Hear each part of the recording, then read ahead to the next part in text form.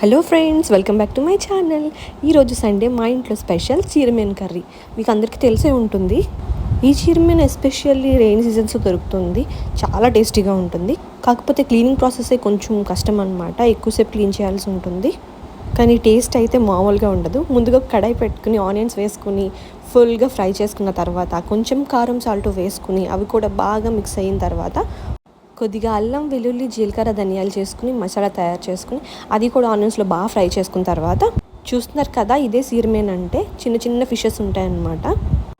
ఇంత చిన్నగా ఉండడం వల్ల క్లీనింగ్ ప్రాసెస్ అనేది కొంచెం ఎక్కువ టైం పడుతుంది. చాలా ఓపిక్గా చేసుకోవాలన్నమాట. టేస్ట్ అయితే అద్దరిపోతుంది. జనరల్గా ఫిష్ కర్రీలో చింతపండు పులుపు అయితే వేస్తాం. దీంట్లో చింతపండు పులుపు అయితే ఏం అవసరం లేదు. తర్వాత వాటర్ అయితే వేసుకుని దగ్గరికి బాగా ఉడికించేసుకుంటే ఈ గుర్లా సూపర్ ఉంటుంది. మీలో ఎంతమందికి కర్రీ ఇష్టమో కామెంట్ చేయడం మాత్రం మర్చిపోకండి. Please like, share and subscribe.